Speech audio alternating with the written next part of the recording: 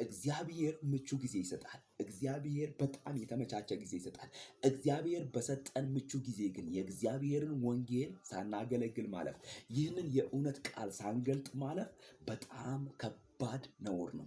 ምክንያቱም ይኸውልህ እግዚአብሔር አምላክ እኔ በህይወቴ ያየሁትን ነገር ልንገራችሁ።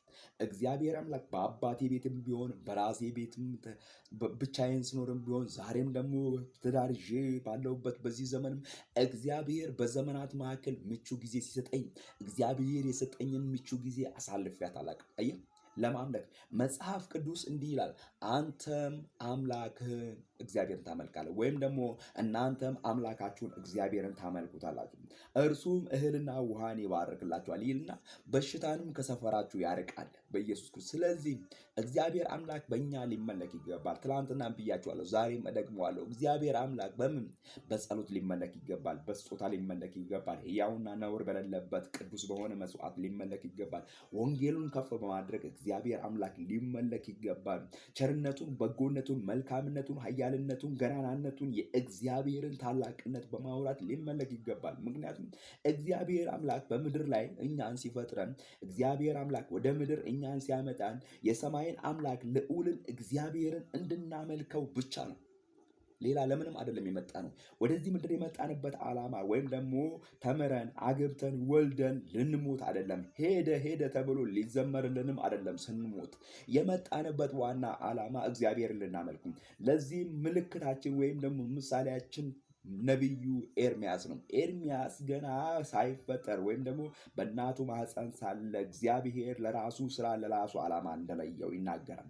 ሌላውን ሲቀጥል ሁለተኛ ምሳሌ የሚሆነው ሳምሶን ነው። ሳምሶን እንዲሁ እግዚአብሔር አምላክ በፍልስጤማውያን ላይ ነገር በፈለገ ጊዜ እግዚአብሔር ለራሱ ዓላማ ለየው። ስለዚህ ለራሱ ዓላማ እግዚአብሔር ከለየው ለእግዚአብሔር ዓላማ የመጣ ሰው የስጋን ፈቃድና የስጋን ሐሳብ መፈጸም የለበትም። ስለዚህ ባለንበት ዘመን የሰማይ አምላክ እግዚአብሔርን አገልግለን እግዚአብሔርን አምልከን በእግዚአብሔር ዘመን በእግዚአብሔር ፕሮግራም በእግዚአብሔር ጊዜ በእግዚአብሔር ሰዓት የእግዚአብሔርን ቸርነት የእግዚአብሔርን መልካምነት ለትውልድ ተናግረን ማለፍ አለብን።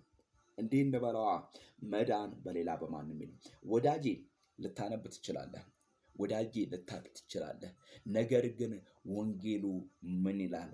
ወንጌሉን ተረዳው። በኢየሱስ ወንጌል እውነት ነው። ወንጌል ሕይወት ነው። ወንጌል ሰላም ነው። በኢየሱስ ክርስቶስ ወንጌል ዛሬ ተነግሮ ጆሮን ደፍነ ካልሰማ ወንጌል ነገ ካንተ በሚርቅ ሰዓት በኢየሱስ ክርስቶስ ፍርዱ ላንተ ነው። ስለዚህ እኛ እያስፈራራን ሳይሆን የመዳንን መንገድ እየነገርናቸው ነው።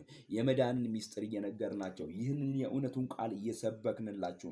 ይህ የእውነቱ ቃል ምንድን ነው የሚለው? መዳን በሌላ በማንም የለም። እንድንበት ዘንድ ከሰማይ በታች የሰጠን ስም ኢየሱስ ነው። የልጁ የኢየሱስ ክርስቶስ ደም ከኃጢአት ሁሉ ያድናል። የዘር ማንዘር ርግማን ሊሆን ይችላል።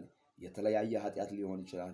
አንተ የማታውቀው ማንኛውም ነገር ሊሆን ኃጢአት በነገራችን ላይ እንደሚከታተል ታውቃለህ፣ እንደሚወራረስ ታውቃለህ፣ እንደሚመጣ ታውቃለህ። ስለዚህ ይሄ ኃጢአት መንጻት የሚችለው መወገድ የሚችለው በእግዚአብሔርና በእግዚአብሔር ብቻ ነው፣ በኢየሱስ ክርስቶስ። ጠላት ሁሌ ከሳሽ ነው።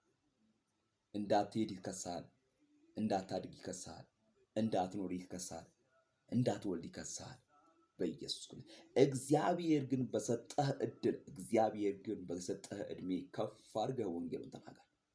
ያኔ ታመልጣለህ፣ ያኔ ትተርፋለህ። በኢየሱስ ሞኞች አይደለንም እኛ፣ ሞኞች እንባል ጥበበኞች። ጌታ ለዘላለም ይባረክ። ጌታ ለዘላለም ይባረክ።